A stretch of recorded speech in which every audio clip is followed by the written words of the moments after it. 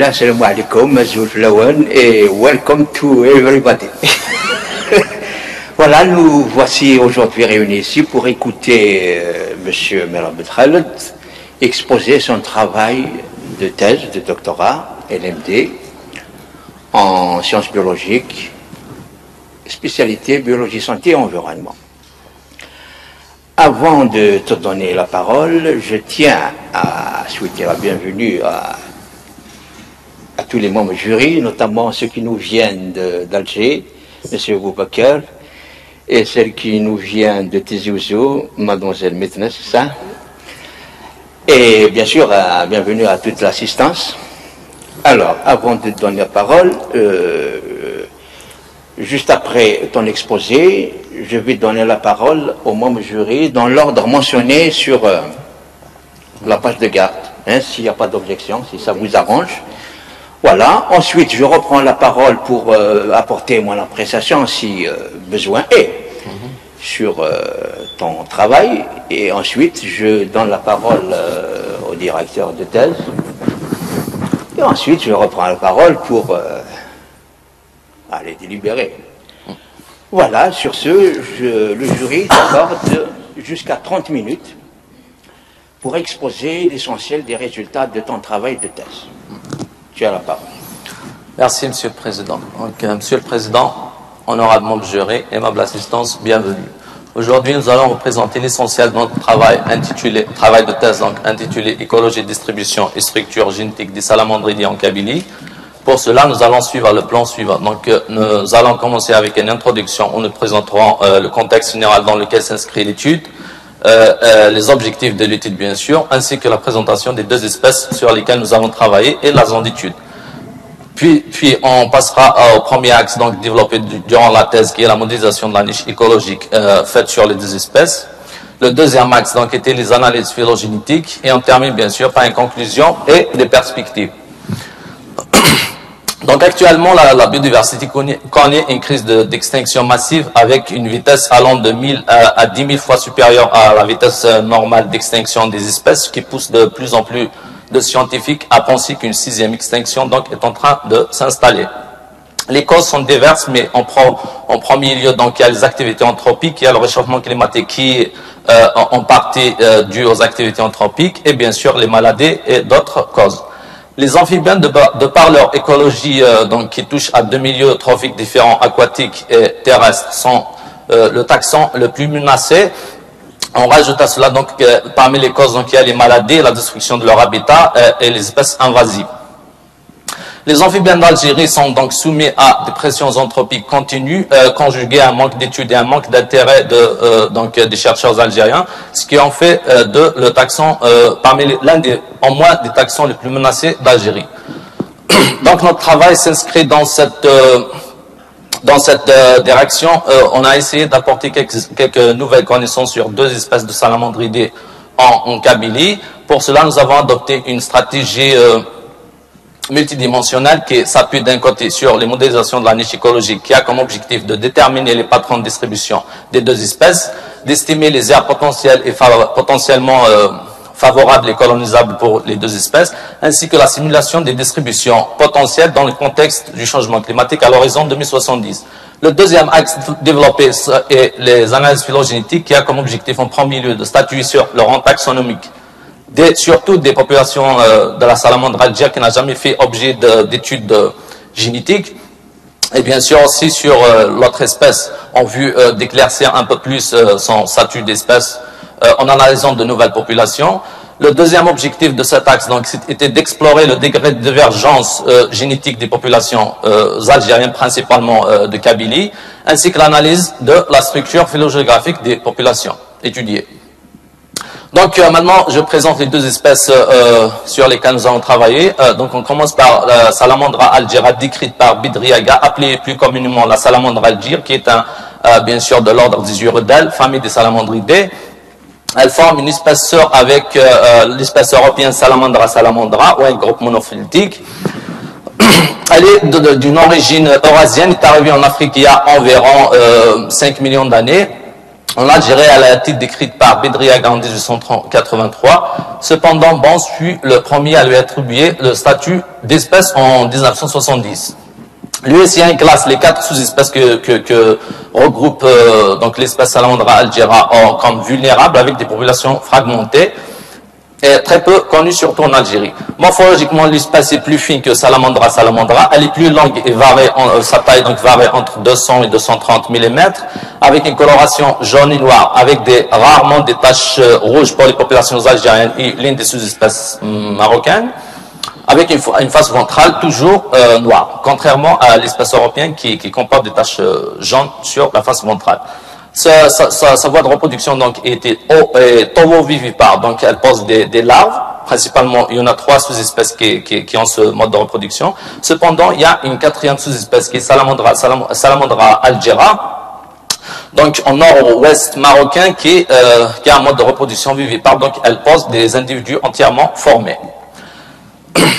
Sa distribution, comme on le voit sur la carte au Maroc, elle est très bien étudiée avec 3 sous-espèces représentées qui sont donc Tingitana, splendens et Spelia. En Algérie, elle est très peu connue. Sa distribution est supposée être comme représentée sur la carte, donc elle est près de la ligne littorale, donc elle est présente dans les massifs les plus humides d'Algérie. Et bien sûr, il y a un manque de données sur l'espèce, les populations d'Algérie. La deuxième espèce sur laquelle nous allons travailler, donc le Pleurodales nubulosus, décrit par Guichon en 1850, et bien sûr c'est un urodèle de la famille des salamandridés. Il forme une espèce sœur avec l'autre espèce du Pleurodales endémique d'ailleurs à l'Algérie, exactement au monde de Lido au niveau d'Annaba. La séparation entre l'ancêtre des deux espèces Nebulosus et Poireté avec l'ancêtre de l'espèce endémique à l'Espagne et au Maroc, Pleurodales Poireté, a eu lieu environ 5,2 millions d'années. Et bien sûr, l'espèce est classée comme étant vulnérable. Maintenant, sur cette figure, j'ai relevé quelques différences entre les deux espèces sœurs, donc Nebulosus et Poireté. Donc, elles sont différentes par leur donc Nebulosus se caractérise par sa plus grande taille qui varie entre 180 mm et 230 mm, avec un dimorphisme sexuel plus marqué chez le Nebulosus. Et bien sûr, il y a un caractère très utilisé, notamment pour identifier le Nebulosus, qui est la forme du crâne en U chez le Nebulosus et en V sur le Poireté, comme on le voit sur la figure. Sa distribution suit celle de Veith décrite proposée par Veith comme représentée avec cette terre un petit peu grise sur la carte. Celle représentée sur la carte avec des rayures représente la distribution du Pleurodales Poireté. Et bien sûr, l'espèce, tout comme la salamandre, elle est très peu étudiée avec un habitat fragmenté. Par contre, elle est connue pour son affinité pour les habitats, les étages bioclimatiques, donc humides, subhumides et semi-arides. La zone d'étude principale sur laquelle nous avons travaillé était donc la zone de Kabylie. Cependant, pour les besoins, je veux dire par la suite, on a commencé notre travail de terrain donc en Kabylie, comme on le voit sur la carte, avec le plus gros effort d'échantillonnage en Kabylie. Mais pour les besoins donc compléter les deux axes développés, on s'est rendu compte qu'il fallait aller au-delà donc de la Kabylie en vue de compléter, notamment pour la génétique et pour la modélisation. Je ne sais pas ce qui se passe.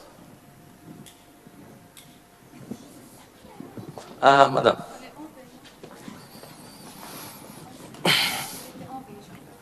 Ah, d'accord. Voilà, donc pour les besoins de compléter les études, nous sommes allés visiter les plus grands massifs, les plus importants massifs du nord algérien, comme on le voit donc en rouge les stations de Salamandra algera et en jaune les stations de Pleurodales nubulosus. Les points d'interrogation représentent les stations où nous avons effectué donc des campagnes de terrain sans toutefois retrouver aucune des deux espèces. Donc maintenant, on passe au premier axe développé dans cette thèse, qui est la modélisation de la distribution potentielle ou la niche écologique. Pour cela, il convient d'expliquer d'abord, donner une petite définition donc de concept de niche écologique, qui est en termes simples un espace multidimensionnel ou un hypervolume de ressources disponibles nécessaires à une espèce pour maintenir une population viable. Sur ce schéma, j'ai essayé de résumer un petit peu le processus de modélisation.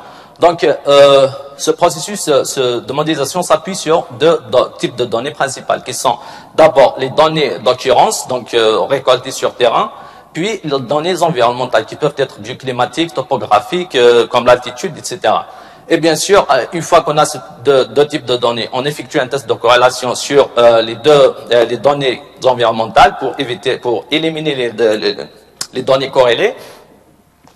Puis, donc, après le test de corrélation, on obtient des rasters ou des données environnementales non corrélées qu'on couple avec une base d'apprentissage composée principalement des données d'occurrence.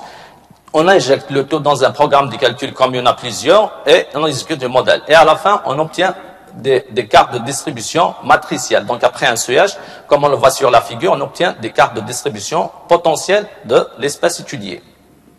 Le programme utilisé donc dans notre étude est Maxent, qui est un algorithme d'apprentissage qui s'appuie sur des données de présence uniquement. Donc, il ne nécessite pas des données d'absence, ce qui est très très important parce que il serait autrement très difficile de confirmer est-ce qu'une espèce est absente sur terrain ou pas. Donc, il s'appuie uniquement sur des données de présence, ce qui rend l'étude encore plus facile. Et s'appuie également sur le principe d'entropie maximale, qui est un état d'équilibre qui correspond à la distribution réelle observée d'une espèce sur terrain. Et à force d'injecter des données environnementales, donc le modèle cherche à se rapprocher le plus de cet état d'équilibre, donc qui ressemble à cet état, qui est l'entropie maximale. La robustesse du modèle est testée avec deux métriques qui sont donc le test d'IUC, qui est le rapport entre le nombre de sites présents près des présents par rapport au nombre de sites présents près des absents. Et bien sûr, on a appliqué un test binomial. Les contributions des variables donc contenues dans la matrice de données injectées et données sous forme de courbe de réponse en termes de probabilité par rapport aux variables du paramètre environnemental utilisé. Pardon. Les variables environnementales utilisées. Donc, en premier lieu, nous avons utilisé un modèle numérique de terrain avec une résolution approximative d'1 km, qui est un produit d'interagence, donc produit de plusieurs agences qui sont coopérées sur le travail. Il est produit par technique d'interférométrie radar et sert bien sûr à plusieurs utilités. Nous l'avons utilisé pour générer la variable altitude. Nous avons également utilisé 19 variables bioclimatiques dans le contexte présent, produites à partir de 3 variables principales et couvrent l'année la période allant de 1950 à 2000. Est produite à partir de plus de 80 000 stations climatiques réparties sur le monde. Donc, une fois récoltées les données des stations, il y a eu une extrapolation pour un petit peu couvrir les zones où on note pas plusieurs stations climatiques. Nous avons également utilisé un indice de végétation normalisé, un NDVI, produit. Donc, c'est une mesure il est mesuré à partir de deux bandes spectrales, qui est le rouge et le proche infrarouge, pour avoir une idée sur la densité de la végétation. Le modèle d'occupation du sol est utilisé contrairement à l'indice de végétation, qui est une mesure. Donc, le modèle d'occupation du sol est une image, donc produit de l'Agence spatiale européenne, et qui sert à classifier et à catégoriser des objets en pixels. Les données futures, puisqu'on a effectué une projection future à l'horizon 2070, sont produites après une synthèse de connaissances sur le changement climatique par un groupe d'experts dans son 5e rapport, et qui ont défini par la suite, à partir des synthèses donc des données, des rapports, ce qu'on appelle des profils d'évolution des concentrations en gaz à effet de serre. Là-dessus, ils se sont intéressés surtout à l'évolution. C'est pour ça d'ailleurs qu'on les appelle les profils d'évolution des concentrations. Donc, ce qui était très important, c'était les tendances plutôt que les concentrations. La projection climatique, donc par les climatologues, faite par les climatologues, d'après les profils d'évolution, puisqu'il y en a 4 au total, donc allant du plus optimiste au plus pessimiste. Nous, dans notre travail, nous avons opté pour le profil pessimiste, donc avec un forçage radiatif de 8,5 watts par mètre carré. Et bien sûr, à la fin, on a obtenu 19 variables climatiques, tout comme pour le contexte présent. Donc, avant de lancer la modélisation, nous sommes passés par une étape qu'on appelle ici préparation des données, qui à l'aide donc de systèmes d'information géographique, nous avons effectué 2 étapes principales, qui sont l'homogénéisation des rasters, qui passe par la sélection d'une même emprise ou d'aire géographique qui était pour Salamandre algéra, donc à peu près le nord algérien, et pour l'espèce Pleurodales nebulosus, donc c'était le nord algérien et tunisien qui correspond à son aire d'occurrence. Nous avons également choisi la même résolution qui est de 30 arcs secondes ou approximative à 1 km, et bien sûr le même format pour éviter des problèmes lors de la modélisation, et avec un même système de projection WGS 84. Et bien sûr, comme déjà mentionné, nous avons appliqué un test de corrélation de Pearson. À la fin donc de toutes ces étapes, on obtient une matrice finale prête à être injectée dans le modèle utilisé ou l'algorithme qui est Maxent. Maintenant, on va commencer avec Salamandre algéra. Donc, on va voir le modèle présent, puis on passera à sa projection future, puis on passera à l'autre espèce, Pleurodales nebulosus. Donc, dans le contexte, pour l'espèce salamandre, la salamandre, donc on commence par le modèle présent. Sur cette figure, on voit les sites d'occurrence que nous avons pu récolter sur terrain. On voit clairement qu'en Kabylie a été très bien échantillonné par rapport au reste des populations. Donc, au total, nous avons obtenu 38 sites d'occurrence. Que nous avons, donc après test de corrélation, nous avons obtenu une matrice finale composée de bio3, bio5, bio18, bio19, donc avec ici la définition de chaque variable. Bien sûr, on a utilisé l'altitude et globe cover, qui correspond à l'occupation du sol, donc la variable occupation du sol. Les 38 sites de présence, nous les avons partitionnés en 75% comme base d'apprentissage pour le modèle, et 25 pour tester la fiabilité des modèles produits. Bien sûr, nous avons paramétré le modèle de façon optimale, selon, bien sûr, après avoir jeté un coup d'œil à la littérature. Et en résultat, nous avons d'abord la variable bio19 qui correspond aux précipitations du trimestre le plus humide, qui correspond plus ou moins à la saison d'hiver en Algérie. On voit clairement qu'elle a défini le modèle avec une large contribution qui est de 87,4%. Et on voit sur cette figure une corrélation entre les valeurs de précipitation, donc ici, avec les valeurs de probabilité d'occurrence. On voit qu'à partir de 200 mm, il y a une probabilité presque proportionnelle par rapport aux probabilités d'occurrence, pour se stabiliser aux alentours de 700 mm. Donc, sur cette figure, on voit la distribution potentielle produite donc pour l'espèce Salamandre algéra allant de la couleur bleue jusqu'à la couleur rouge. Donc, les couleurs chaudes correspondent à les zones les plus favorables en termes de probabilité d'occurrence de l'espèce. On voit que l'aire de distribution va approximativement de la wilaya de Chlef jusqu'à la wilaya d'Al-Qala, tout en incluant Annaba. Cependant, la zone la plus favorable correspond, donc elle couvre la zone allant de l'est de la Kabylie approximativement jusqu'à l'est de la wilaya de Skigia, qui correspond plus ou moins à la zone des Sanhaja, Garbas et Sanhaja, si je ne me trompe pas.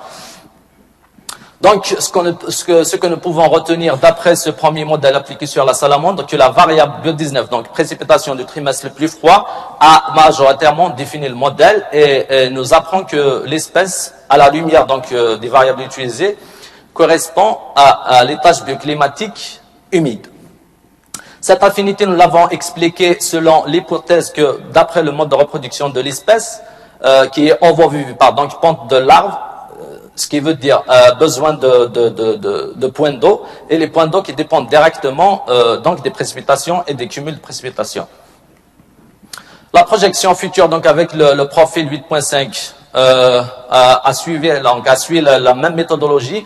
Cependant, ce qu'il faudrait mentionner sur cette figure, c'est que la matrice des variables futures a été injectée en plus de celle présente. Donc, on n'effectue pas la projection future toute seule. Donc, en plus des données de présence, on l'injecte, une matrice pour le futur.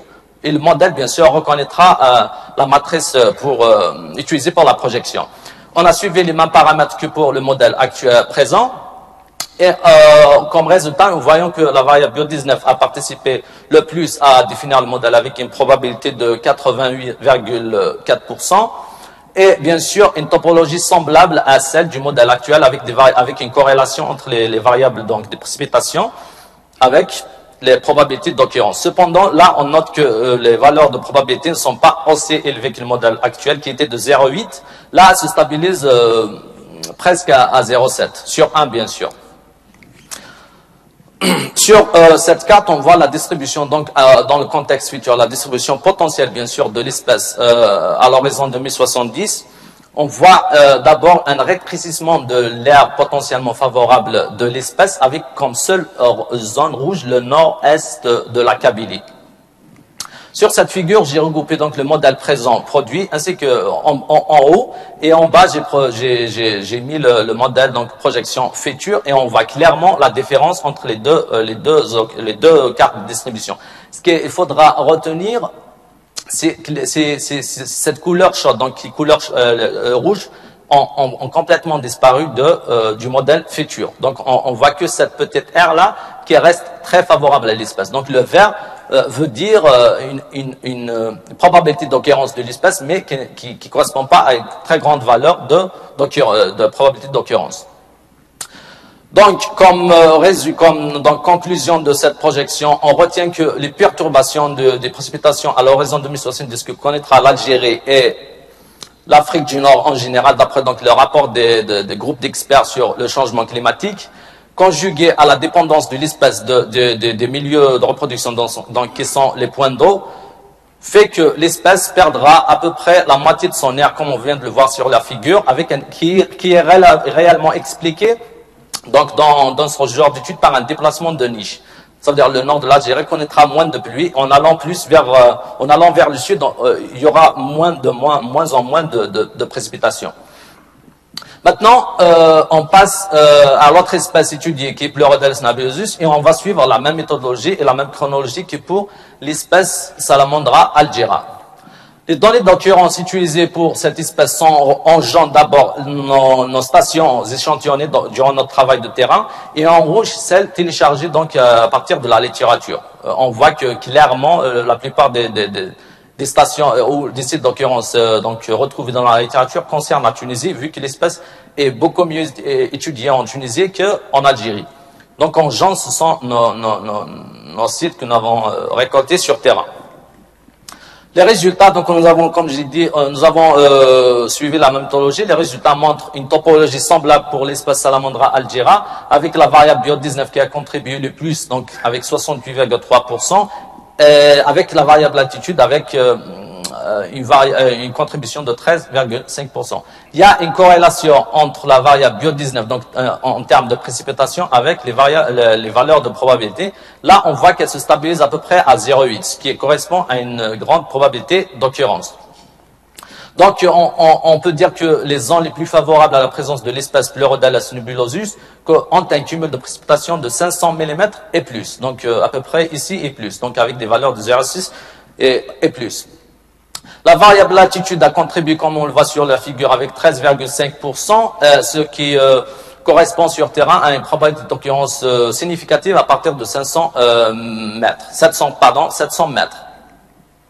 La carte de distribution produite, comme on le voit, donc couvre l'aire allant des wilayas de Chlef, Tismsit ou Antfla jusqu'à l'extrême nord-est tunisien, avec 3 points chauds de probabilité donc de présence d'espèces qui sont la région frontalière entre la Tunisie et l'Algérie jusqu'à la wilaya d'Annaba, le complexe formé par la wilaya de Djidjel, Skikda et Mila, ainsi que la Kabylie. Bien sûr, le modèle pour cette espèce a produit également 2 zones potentiellement favorables à l'espèce, quoique avec des valeurs relativement faibles, de probabilité donc relativement faibles, mais cependant là on voit que cette région qui correspond approximativement à la région des Aurès, ainsi que l'Oranie dans principalement la wilaya de Tlemcen. Comme discussion, donc, on retient que la variable Biot19 a défini le modèle majoritairement, et l'espèce, d'après la carte de distribution que nous avons vue, suit les étages climatiques humides, subhumides et semi-arides. Donc, elle est plus tolérante, nettement plus tolérante que l'espèce Salamandra algera.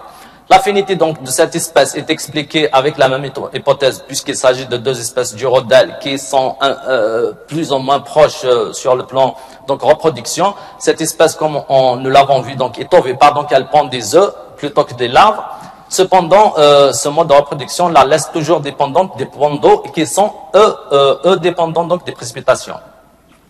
La projection future avec le modèle 8.5 donc en termes de forçage radiatif a produit la figure suivante. Donc, comme variable la plus contribuée. Donc, on a toujours Bio19 qui correspond, je le rappelle, à précipitation de trimestre le plus froid, qui correspond plus ou moins à la saison d'hiver, avec 92%. La courbe de réponse de l'espace par rapport à la variable Bio19 donc, suit une topologie semblable aux autres modèles produits, que ce soit pour la salamandre ou dans le contexte présent pour le Nebulosus, avec donc une corrélation à partir de 200 mm pour aller atteindre une valeur maximale de 0,8 en termes de probabilité d'occurrence qui correspond à 700 mm. Cette carte donc nous montre la distribution potentielle future de l'espèce Pleurodallas nebulosus dans le contexte futur et on voit, tout comme pour la salamandre, une absence de toutes ces couleurs chaudes que nous avons vues pour la Kabylie par exemple avec des probabilités d'occurrence importantes. Le complexe de Skikda et Mila reste moyennement favorable. Il y a uniquement la zone frontalière entre la Tunisie et l'Algérie à l'extrême nord, donc qui reste relativement très favorable. Sur cette figure, donc j'ai rassemblé le modèle présent en haut et le modèle futur en bas, et on voit clairement la différence en termes de distribution potentielle des deux espèces entre présent et futur à l'horizon 2070. Donc on voit toute cette aire qui était très favorable à l'espèce au présent, mais cependant là, il reste qu'une toute petite aire relativement favorable. Et il y a aussi une discontinuité en termes de distribution à l'horizon 2070.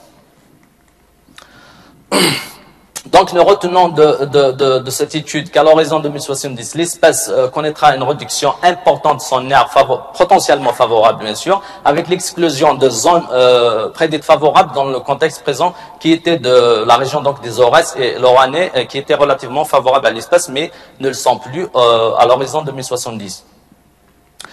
Cette réduction donc est probablement due aux perturbations de régime des précipitations, ce qui pousse l'espèce un petit peu à fuir les régions qui sont devenues de plus en plus sèches par rapport au manque de précipitations que connaîtra l'Algérie à l'horizon 2070.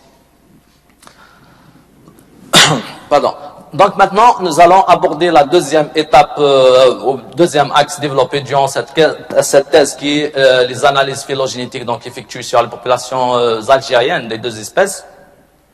Avant de cela, je tiens à rappeler ce que j'appelais là sur cette figure un récapitulatif méthodologique donc de tout ces études génétiques, donc le travail essentiel, les principales étapes par lesquelles on passe. Donc on commence déjà par mettre ses bottes et aller sur terrain, puisque la campagne de terrain se fait généralement durant la saison humide. Donc on commence avec la collecte des échantillons et leur conservation. Puis une fois au labo d'accueil, donc dans mon cas j'ai effectué les analyses à l'université technique de Braunschweig en Allemagne. Donc on commence les extractions, l'ADN donc. Puis, on passe au choix des marqueurs qu'on veut utiliser dans notre étude, et puis l'amplification. Une fois notre ADN amplifié, donc on passe au séquençage, et après le séquençage, on obtient donc des séquences sur lesquelles on fait aligner avec donc des logiciels adéquats. Voilà. Donc, une fois que nous avons obtenu notre séquence et qu'on nous a alignés, on les introduit dans un logiciel donc, qui sert à produire les modèles d'évolution les plus correspondants à nos séquences qui diffèrent d'un gène à un autre. Une fois que nous avons le modèle d'évolution, nous l'introduisons bien sûr dans la matrice de données qui est composée des séquences. Et le tout est injecté dans le modèle Mr. Bayes que nous avons utilisé pour les inférences bayésiennes. Et à la fin, on obtient des arbres phylogénétiques. Dans le cas donc de la salamandre algienne, nous avons utilisé 3 marqueurs mitochondriaux, donc qui étaient de 12S, qui est un gène codant pour un ARN ribosomique à évolution relativement lente, avec les amorces 12 sales et 16SR3. Bien sûr, nous avons utilisé deux autres marqueurs mitochondriens qui sont, contrairement à 12S, ont une évolution assez rapide. Donc, sur cette figure, on voit la position des 3 marqueurs sur la mitochondrie. Donc, une fois que nous avons effectué notre amplification, on passe au calcul des arbres phylogénétiques. Donc, pour cette espèce, je signale que nous avons effectué 2 études. La première était concernée principalement les populations de Kabylie. Par la suite, nous avons effectué une deuxième étude qui est complémentaire à la première, qui diffère d'ailleurs de la première par le nombre d'échantillons et de leur origine géographique. Donc, dans la première, nous avons utilisé une matrice composée de 1683 caractères qui correspondent pas à la base, et dans la deuxième, une matrice composée de 1994 caractères. Et là, bien sûr, on a paramétré le modèle de façon optimale. Donc sur cette figure, on voit les données utilisées, la matrice utilisée pour la première analyse, et on voit également les 7 échantillons qui sont principalement de Kabylie. Cependant, nous avons rajouté quelques échantillons de Skikda ainsi que de Sharia au niveau du parc national de Sharia, au niveau de Belida, et ainsi qu'un échantillon d'un Naba. Donc au total, nous avons utilisé 30 séquences obtenues après notre échantillonnage, 36 séquences des populations des 3 sous-espèces marocaines Spelia, Splendens, Tingitana, ainsi que des autres séquences de plusieurs autres espèces du genre Salamandra en vue d'enraciner nos arbres phylogénétiques. L'arbre obtenu donc durant cette première étude, comme on le voit sur la carte, ne montre donc que l'espèce se divise en 2 clades ou groupes génétiques importants, qui est le premier donc regroupe la sous-espèce marocaine Splendens et Tingitana, le deuxième regroupe la sous-espèce Spelia, ainsi que toutes les populations algériennes encadrées là en rouge. Donc la différence, la séparation entre ces 2 clades correspond sur terrain à la vallée aride du Moulay qui se trouve à l'extrême nord-est du Maroc. Donc c'est une vallée aride que j'ai eu donc la chance de visiter. Donc c'est une vallée aride qui a servi donc comme barrière géographique à plusieurs autres taxons et non pas uniquement la salamandre. On voit ce qu'on peut retenir à première vue de cet arbre, c'est que les populations algériennes ne sont pas aussi divergentes par rapport à celles marocaines qui contiennent déjà 2 espèces dans le premier clade avec une 3e. Donc pour les populations d'Algérie, même si l'étendue géographique est de loin plus importante que le Maroc, mais on ne voit pas une grande divergence génétique. Nous avons également effectué ou inféré ce qu'on appelle un réseau d'haplotypes avec le marqueur cytochrome avec 525 paires de bases. Et donc le réseau d'haplotypes pour principalement les populations de Kabylie confirme la structure, la faible variation génétique des populations algériennes avec uniquement 7 haplotypes, variant au maximum par 2 mutations, ce qui reste relativement faible. Donc, nous avons également retrouvé plusieurs haplotypes qui se retrouvent dans les mêmes localités, comme par exemple cet échantillon avec 3 haplotypes en même temps. Donc, il y a une certaine homogénéité entre les différentes populations échantillonnées. Dans le cas de la deuxième étude, donc on voit, comme on voit sur la carte, les nouvelles stations échantillonnées, donc en jaune, et les anciennes, donc reprises depuis la première étude, en bleu. Comme on voit, la plus importante population échantillonnée dans cette deuxième étude sont Annaba, la région de Telmous au niveau de la wilaya de Skikda, ainsi qu'à Awana au niveau de Djidjel. Et bien sûr, quelques échantillons supplémentaires de la wilaya de Tizi Ouzou, donc en Kabylie. Au total, nous avons utilisé 72 échantillons, donc 36 repris depuis la première étude. Donc, les nouveaux échantillons proviennent de 4 stations principales. Nous avons également inclus 40 échantillons de 3 sous-espèces marocaines avec des échantillons du genre Salamandra pour enraciner notre arbre. Sur cette figure, j'ai repris avec un zoom donc les populations d'Algérie, contrairement au premier arbre. Là, donc, j'ai mis un zoom sur les populations d'Algérie. Donc la topologie générale de l'arbre correspond à celle de la première analyse, donc ce qui a été attendu. Cependant, ce qu'on voit clairement sur cet arbre, c'est qu'il y a une structure qui est dans le sens est-ouest. Donc on commence avec la population de Sharia, là en rose, donc c'est la sous-espèce marocaine. Je l'ai rajouté pour donc situer un petit peu. Donc les échantillons algériens commencent par là. Donc, nous avons en premier lieu la population de Sharia, puis nous avons les populations donc formées de celles de Kabylie, Djidjel et Skikda en un seul groupe, comme on le voit ici. Donc, c'est un seul groupe. Puis, il y a les populations d'Annaba. Bien sûr, il ne faut pas trop se concentrer sur l'ordre présenté sur cette figure, parce que ce qui importe le plus, ce sont les ramifications et non pas l'ordre. Donc, l'arbre, en quelque sorte, on peut le tourner de cette façon pour... donc, on voit clairement qu'il y a une structure allant dans le sens est-ouest, avec Sharia donc, Kabylie, Djidjul, Skikda, puis dernièrement Annaba. Ce qu'on retient également de cet arbre, donc à la lumière de nouvelles populations échantillonnées, c'est qu'il y a une faible diversité génétique par rapport aux populations marocaines. Donc, et l'autre fait marquant, donc, c'est les populations d'Annaba. Donc, on s'attendait à ce qu'elles soient un petit peu divergentes vu l'endémisme connu pour cette région qui a été considérée dans le temps, donc passé comme une île fossile. Avec un endémisme, donc notamment pour l'espèce Pleurodalespoiete, donc qui est le meilleur exemple, avec d'autres espèces végétales. Cependant, pour l'espèce Salamandra, il n'y a pas eu donc cet écart génétique par rapport aux autres populations algériennes. Le réseau d'haplotypes construit donc confirme et appuie la structure phylogéographique obtenue pour les populations algériennes, avec un total de 20 haplotypes, variant toujours d'une à deux mutations au maximum. Comme nous venons de le voir donc avec l'arbre phylogénétique, les populations d'Annaba ne sont pas très divergentes comparées aux autres populations d'Algérie.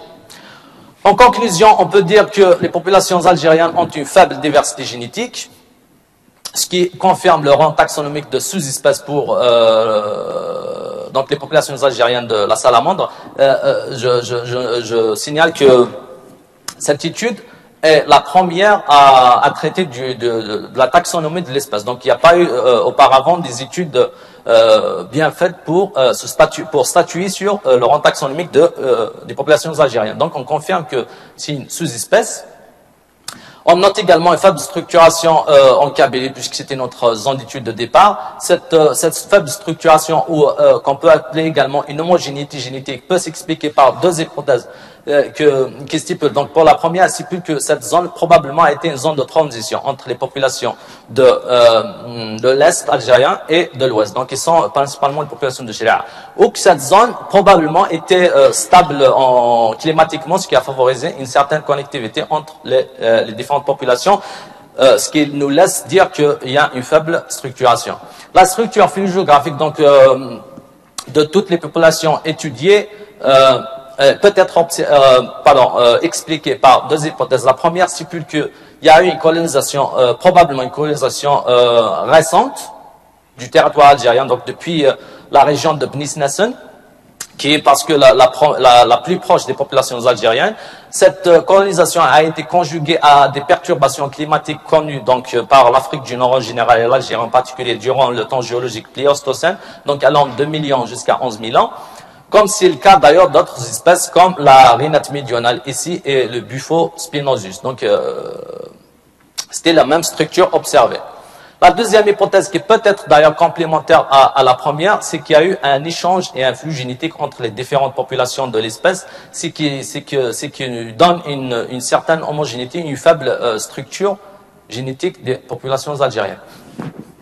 Maintenant, on passe à la deuxième étude génétique effectuée sur l'espèce Pleurodalès nubulosus. Donc, nous avons utilisé 3 marqueurs mitochondriels toujours, donc avec 12S à évolution lente, 16S cytochrome B à évolution relativement rapide. Nous avons donc appliqué nous avons choisi les mêmes paramètres que pour l'espèce Salamandra, avec une matrice multigène donc composée de 1394 caractères, donc avec les mêmes paramètres que la Salamandre. La matrice de données est composée de, sur cette affiche, donc 23 échantillons de population algérienne, et c'est représenté en bleu. Donc en bleu, ce sont les échantillons que nous avons pu récolter sur terrain. Également 25 échantillons, donc 11 d'Algérie, 14 de Tunisie qu'on voit ici en jaune, donc téléchargés de la base de données GenBank. Et bien sûr, nous avons utilisé des échantillons de l'espèce Pleurodalespoiete, là, on va présenter en jaune dans cette terre avec des rayures, en vue de connaître un petit peu la limite de distribution entre les deux espèces, donc surtout pour cet échantillon de la station 8, qui est le plus proche de l'aire d'occurrence de l'espèce Pleurodalespoiete. Pour l'enracinement de l'arbre, nous avons utilisé 2 séquences de l'espèce endémique à l'Espagne et Maroc, Pleurodalespoiete, et une séquence de télétraitant Vircosus. Donc, nous avons bien sûr téléchargé de GenBank. L'arbre phylogénétique obtenu ne montre, donc on voit sur cet arbre à première vue la clarté de la séparation génétique entre les deux espèces Pleurodales poireti et Pleurodales nebulosus. L'autre résultat marquant donc depuis que nous remarquons sur cet arbre, donc était les populations de filfila dans la wilaya de Skikda, donc dans la station 8 que j'ai mentionné tout à l'heure, donc appartient à l'espèce Pleurodales poireti, non pas nebulosus comme on le pensait. Donc ce qui fait que l'aire d'occurrence de cette espèce est encore plus large qu'on la croyait. La structure phylogéographique, donc, elle est relativement claire pour cette espèce, avec trois groupes bien distincts, donc en bleu, en rouge et en vert. Donc pour l'Algérie, elle est concernée par uniquement 2 clades. Sur cette figure, j'ai repris donc les 3 clades principaux en bleu qui regroupent donc les populations. En bleu, les populations du nord-ouest et du centre d'Algérie, donc à peu près ceux de Kabylie, de Thniyat el-Hud, ainsi que un échantillon de la wilaya, plusieurs échantillons de la wilaya de Média, dans le territoire du parc national de Chiria. Le deuxième clade, donc, a regroupé les populations de Constantine, ainsi que de celles de Taraf, et avec celles de la Tunisie qui correspondent, si je me trompe pas, à la région de Nefza, en Tunisie. Donc, il regroupe toutes les populations algériennes de cette région. Et bien sûr, il y a un troisième clade représenté ici en vert. Il concerne que les populations de l'extrême nord-ouest tunisien. Bien sûr, là, on mentionne les populations échantillonnées, donc retrouvées au niveau de Skikda, qui appartiennent plutôt à l'espèce nebulosus. Donc, on voit clairement que l'aire communément, donc, qu'on croyait être pour l'espèce poireti, donc, elle s'étend au-delà de cette de limite connue. Le réseau d'haplotypes construit pour cette espèce donc confirme et reflète la structure vue dans l'arbre phylogénétique et il marque un écart clair avec 23 mutations entre donc là c'est l'haplotype concernant la population de Pleurodales nebulosus et là en bleu c'est les populations de Pleurodales poireti. Donc on voit 23 mutations entre les deux espèces qui est relativement important et appuie la séparation génétique entre les deux espèces. Il y a également une faible variation génétique des populations algériennes avec uniquement 4 haplotypes différents au maximum par 4 mutations. Ce qu'on retient donc de cette étude, c'est qu'il y a une faible diversité génétique pour les populations que nous avons échantillonnées en Algérie avec 2 clades, donc qui regroupent la Kabylie et ceux de Tessim-Siltim-Dia d'un côté et ceux de Santina et Al-Qala d'un autre côté. Nous avons vu également une structure dans le sens est-ouest, qui peut être expliqué par un phénomène de dispersion depuis l'ouest algérien.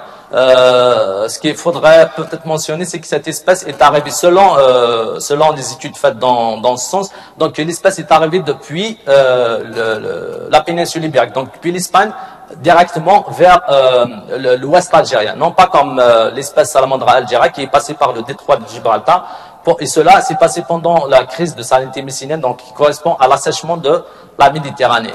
Donc, comme je l'ai dit, nous l'avons dit, donc le phénomène de dispersion était coïncidé avec les périodes d'oscillation climatique et aussi de transgression marine. Ça veut dire qu'il y a eu formation de zones refuges, comme la zone de l'Idour qui recèle un endémisme relativement élevé.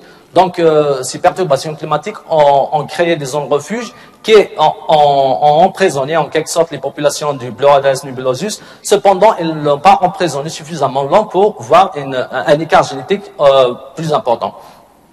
On peut l'expliquer également par une autre hypothèse qui peut être complémentaire pour la première, donc le fait que les populations occupaient une aire géographique, donc probablement les populations étaient cantonnées dans une aire assez restreinte et par la suite se sont dispersées sur le reste du territoire national, ce qui a été donc récemment. Je veux dire, ça remonte pas très loin. Donc maintenant, on passe à la conclusion générale et aux perspectives. En conclusion donc générale, on peut retenir que l'apport de la modélisation, est représenté par la contribution de la variable bio-19, donc les précipitations du trimestre du froid, qui joue un rôle majeur qui est donc le patron de distribution le plus important pour la distribution des deux espèces, avec la salamandre qui suit les tâches bioclimatiques humides, donc qui correspond à l'aire allant de Chlef approximativement jusqu'en nord-est algérien, et le nebulosus qui suit les 3 étages bioclimatiques humides, subhumides et semi-arides, qui correspondent à peu près approximativement sur la carte, donc à la zone allant de l'est de Chlef jusqu'au territoire tunisien, avec 2 zones probablement favorables à l'espèce Nebulosus, qui sont les Ores et l'Oranée. Donc l'Oranée, c'est-à-dire principalement Tlemcen. La projection, on retient de la projection future que d'espèces connaîtront probablement une réduction drastique de leur zone potentiellement favorable, ce qui est peut-être expliqué par un déplacement de niche vers le nord, ce qu'on ne voit pas clairement sur la carte, vu qu'il y a une limite, la limite donc nord, c'est la mer Méditerranée. Donc, pour la partie génétique, on peut retenir une faible diversité génétique des populations algériennes des deux espèces étudiées, avec la confirmation du rang taxonomique de sous-espèces pour les populations de salamandres algériens, ainsi que celui d'espèces pour Pleurodales nebulosus. On note également voilà, une faible diversité de populations avec au maximum 2 mutations pour l'espèce Salamandre algera et 4 mutations au maximum pour l'espèce Nebulosus. Et nous avons bien sûr remarqué le même constat en Kabylie qui était donc notre zone d'échantillonnage principale. Donc on remarque une faible structure phylogéographique et très peu claire. La structuration en est-ouest peut être expliquée globalement par une colonisation récente du territoire algérien, composé donc avec des perturbations climatiques, ce qui a affecté donc toutes les espèces en Algérie. Comme perspective, on peut suggérer donc de faire plus de terrain pour vérifier d'abord la fiabilité des modèles les modèles de niche écologique prédits, et cela passe par l'analyse de populations intermédiaires et ainsi que l'échantillonnage des zones prédites comme favorables où l'espèce n'est pas encore signalée. On préconise également l'intégration de plus de variables abiotiques et biotiques dans le processus de modélisation.